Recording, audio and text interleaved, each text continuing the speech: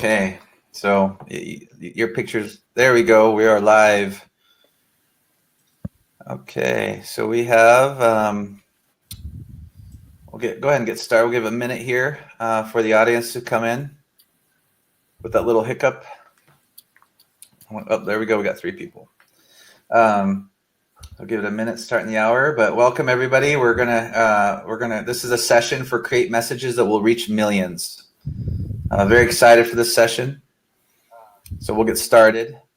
So we're here on the panel, create messages that will reach millions. For you that try to join the 10:30 session, Bob wasn't able to make it, so we moved it to 5:30. So you could, and the website has been updated, so you could register there.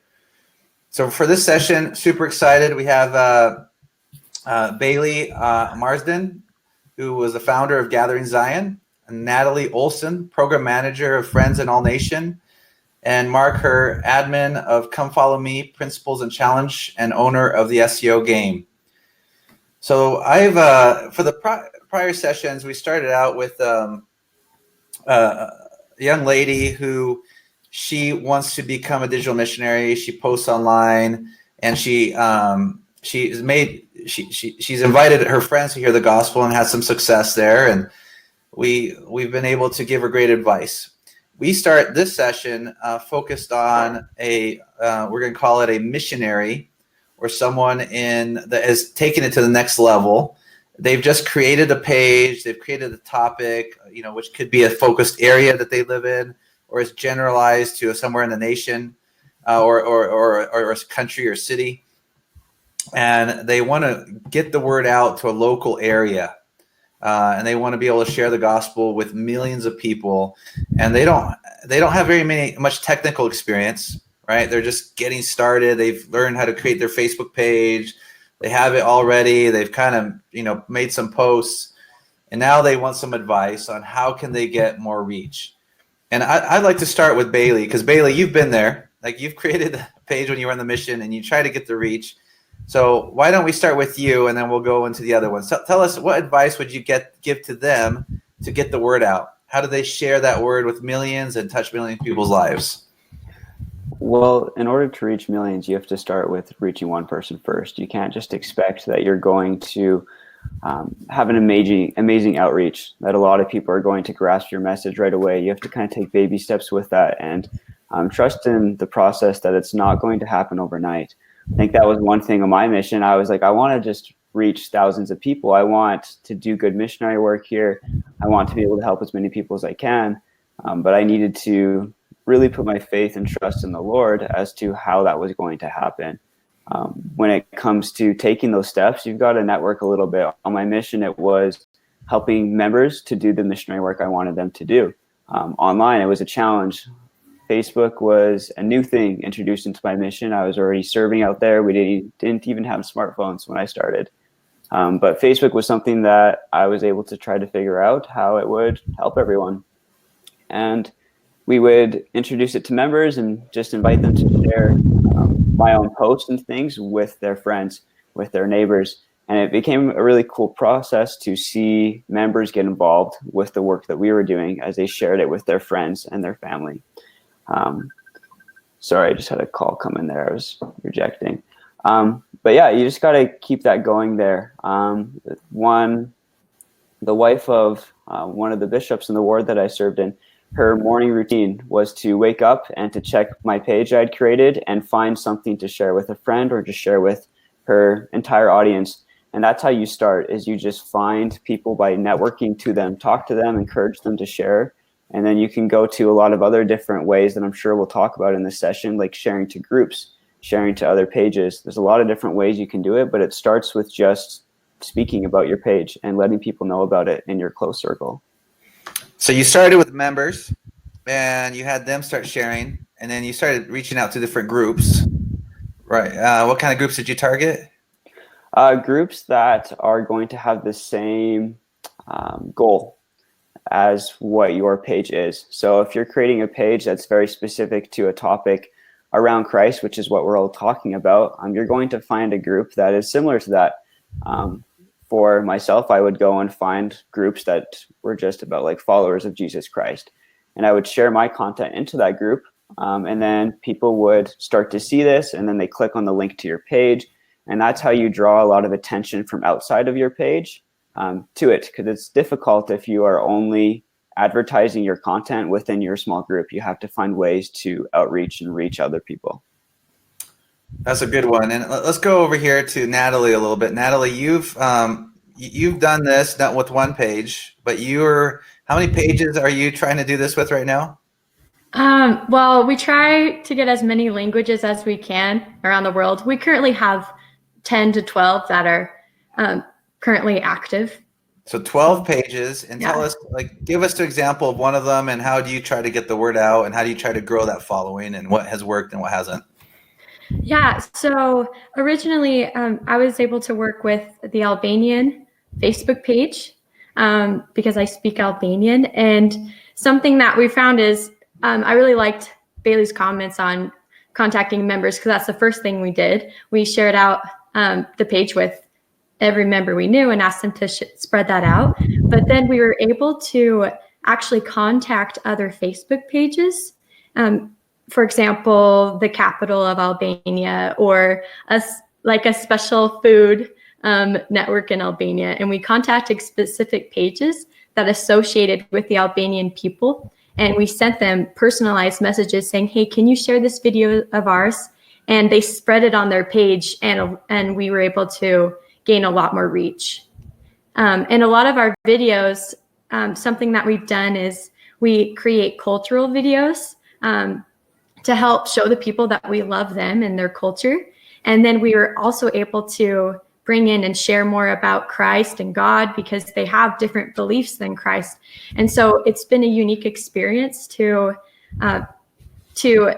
create that relationship with the people, and then to gain those followers, to then be able to share more about Christ and have more people ask about who we are, why we know the language, and our beliefs about Christ. So let me take that, and I want to hear Mark's feedback here. As a professional SEO consultant, but let's take the example of a missionary group that I grew up in. Not grew up, but I lived in Austin, Texas, and there's a little area called Dripping Springs, and there's thousands of people in that area. So if you create a page taking your best practices, what are the groups I can participate, as Bailey talked about, involving the members in that area to share. And then Natalie, you talked about reaching out to other pages that are related to that area where you can contribute content to them and share content. Now, when you reach out to that cooking site or to the other news sites, I imagine your content is not necessarily about Christ, but it's probably something that builds a relationship. Is it bridging content? Tell me a little bit more about that. Because I'm sure they're not going to promote openly church on their site, right? But what kind of content did you create for them? Yeah, so one that actually reached a lot of success is we had a video of us singing the Albanian national anthem with a bunch of people in America. And so we helped to teach them all the Albanian anthem, and we had their flag on the screen, and we were able to spread that out to tons of pages, because people haven't seen that. They haven't seen a bunch of Americans celebrating their Albanian culture. And so it's things like that. We've made videos of cooking their food, or playing their kind of favorite games, or doing a special Albanian dance. And we've been able to reach a lot of people, and then have a lot more people ask about who we are and be more open to hearing our beliefs. Perfect. So you took the principles that Ammon taught, where he went and lived with the people and did what, the flocks before he got to the king, and you were able to create content. So that's a great one, because there are a lot of local things you could do that aren't missionary oriented, but will get you to the same results. So Mark, would love to hear your thoughts here as we're talking with, building upon what Bailey and Natalie said. For that missionary who's building that page in that local area, like Dripping Springs, Texas, and, he's trying to build out that page, what suggestions would you have for him? Well, first, currently I had an experience with 2 missionaries in San Diego area, and they reached out to me as they were just getting started with their YouTube channel and their Facebook page. And I had a little discussion with Bailey about this. about these two missionaries, how authentic they looked. They really had a message to share with the area in San Diego. And what they did is they used their talents to get their message out. Now, their talents is in sports. And these two missionaries decided to do trick shots with frisbees and basketballs and footballs. And I had them on last night on a platform that I have for these missionaries and other missionaries, just like the High Five Live group is doing currently now, where you can send them over the platform that I can reach. Then I can help reach into the hundreds of thousands of people by wanting these missionaries to be successful in their areas of San Diego. And hopefully they're able to do that with using partners who are already out there, who have already built in this audience. And I'm glad that they reached out to me, because I was able to get hundreds and hundreds of thousands. My wife told me last night when I went to bed, she said, "Did you know that post that you made with those missionaries throwing a football in the, all the way from one corner to the other end into the basketball hoop? Did you know that's reaching hundreds of thousands of people?" And I go, "Really?" So, I mean, these two missionaries are doing a really good job by just showing their talents, in sports, and tying it into a scripture, and, hopefully it could go viral, which it did. And we're still working on that. The other thing, Stephen, you brought up is that conversation you had with Randall this early morning, your keynote speaker, where you joined this Facebook group in your area, probably through, with the 5,000 people that were already in this group, in a local meetup group in the neighborhood. And through your missionary efforts, you brought 30 people. How cool is that? 30 people into your Elders Quorum activity for maybe where you and your wife gather and eat. And is that kind of how that worked out through your efforts? So you invite people locally, right? So I think we go with Natalie's suggestion and Bailey's about, you participate in these groups, you invite them to activities that build on common trust, and you invite them and people come. And we found that out. Now I would love to get your opinion here, because I think it goes well with Natalie, and I know Bailey, you tried this out. But we built Follow Jesus Christ, and we took one strategy, is instead of asking the members to participate, because sometimes the members like to invite members, and then your page becomes a member-driven page. We actually invited the people that weren't members of our faith to go and invite people. So what happened on the case of Follow Jesus Christ is it's 99% non-LDS that participate in it.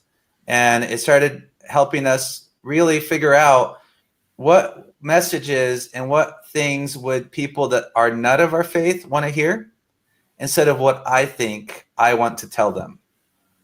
And what goes viral in an LDS audience is very different than what goes viral in a non-LDS audience, and which is what they want to really target.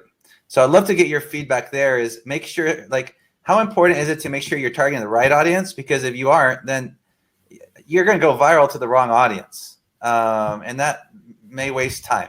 But who would like to take that one first? We'll let Natalie go first. Since ladies first. Okay. It's like, Bailey, you go. Go, Bailey. Okay, sounds good. I think the most important thing to remember in this situation is, very specifically, it's laid out in the missionary handbook that you are not supposed to focus on going viral. And I think that is a big thing that a lot of missionaries misunderstand, is that you're not trying to go viral. You are assigned by the Lord and your mission president to a specific area. Your goal is to help reach people in that area.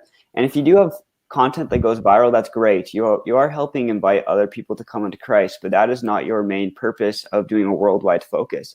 That's something that became a problem for me as I started my page. And currently I reach 1.5 to 3 million people every month. And that is definitely larger than some of the areas I served in, when there's only 10,000 people that live in the entire town.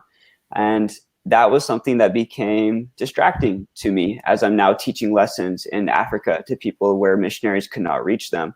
My role that my mission president was great to remind me of was to labor for the Lord in that area. So when we're focusing on the right audience, you need to really work with the members in your area, because if you're trying as a local missionary, you need to be reaching the people in your area, not worrying about the people on the other side of the world seeing your specific message, because that's not your main focus. It is a great thing. The Lord sees willing. He will always help your content reach who needs to see it. But the cool thing that's happening with a lot of missions is cross-posting. You're making different videos that can be posted in a certain zone or an area Facebook page, but they cross-post it to like a mission page or to a large page. Like I currently work with about 15 different missions as I've been able to help them with their different goals and cross-posting. And there's a lot of different things I've been able to do to help missions with their outreach, with their efforts and focusing on the right audience. So I think that's just one comment I really wanted to make, is to not become so focused on something that's not your job at the time as a full-time missionary. As someone who's a digital missionary, any member, you're there to help everyone you can. You want to especially build up the congregation in your own area though. So you're going to want to focus on your friends, your family members, those that really could benefit and would help be a part of your eternal family, if that's your goal. So that's my advice with choosing your audience. And you just got to really stick to the content that you are aiming towards. You're not going to start a Christ centered Facebook page and then start posting about your favorite sport teams. You have to be very disciplined. I think that's the biggest thing with any page, and your audience is being disciplined. So I like that comment, because if you're serving go back to the elders and it's in Texas and a Dripping Springs area, you want to go viral within, and I use the term because in your area, which is really hard. It's a lot harder than going viral, worldwide.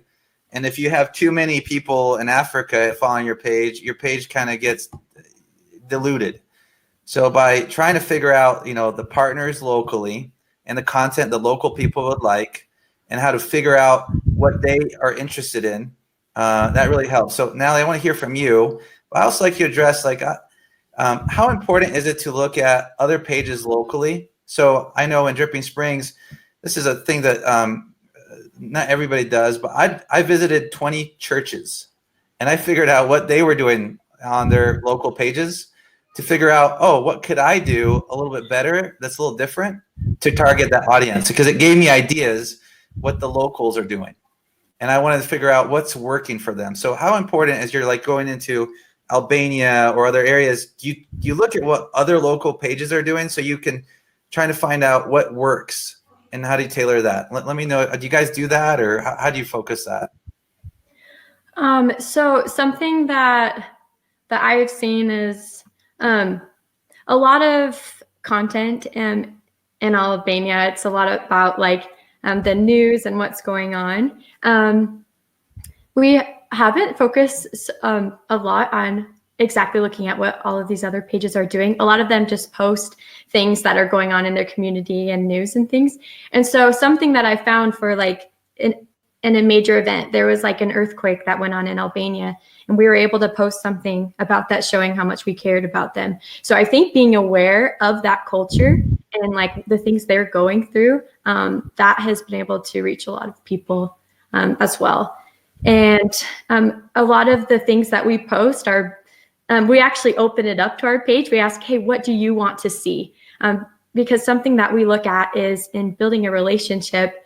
I learned that there's this ratio, and we teach this where it's about 3 or 4 things that they want to see. And then it's a 3-to-1 ratio where then you can share something that you want them to see. And so when we ask them what kinds of things do you want to see, they tell us, well, how did you learn Albanian? Or what do you love about our country? And we're just really trying to focus on the people in these cultures that we've been able to previously serve in, because we are member missionaries. We have been able to get other missionaries involved in the field. For example, in our messages, when we start getting lots of people interested, we're able to send that over to the missionaries.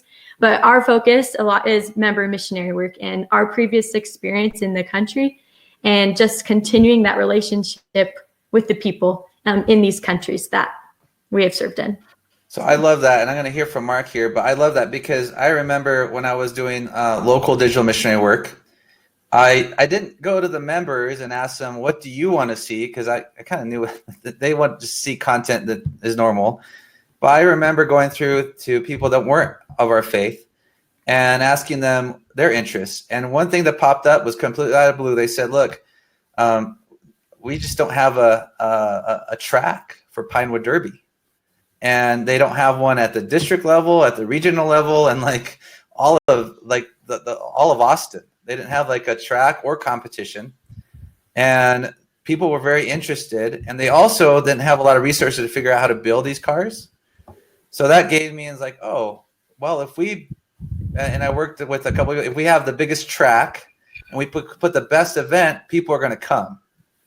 And we went and we procured the best track and we put the best event. And all of a sudden, everybody said, hey, you know what? We're going to go to the LDS church to do the Pinewood Derby because you kind of have that asset. So it might not be completely what you want to hear, but it's what the community is needing at that point. And if you can hit that, then everybody's coming. And when they come to see and they come to participate, they thank you, number one, for doing that, because they couldn't do it, and they thanks for the service, and then their hearts start to get softened. So, Mark, I'd love to hear from your, the SEO consultant. How is it important for you, if you're going to go local, how is it important to you focus and to understand what you're up against and to know what people want in order to get their attention? Like, give us the principles behind that if you're really trying to go viral locally. If we're talking about SEO, we're talking about Google. And just for instance, to find Bailey, for instance, I just did a Google search for him and his title that I knew he was going to be a panelist on this discussion to reach millions. And I just did a search for him and I found him right away. I think the missionaries need to do the same in our stake. And I want to address probably the majority of the people that are listening to this podcast. They're probably members in an area where they may think that the missionary work's already taken care of and it's done. I live in Utah, right? And a lot of people here are in Idaho and whatnot. And I just think of my own missionaries in the stake that I'm at. And they created their own individual page, which is the first time I've ever seen that happen. And then they basically interact with the stake president a lot. And as soon as they put something that's, something related to studying the scriptures during this lockdown period that we're having or whatever, I get a weekly message from them because my stake president then posts it on his page, personal page, as well as on our stake Facebook page. And that brings in everybody.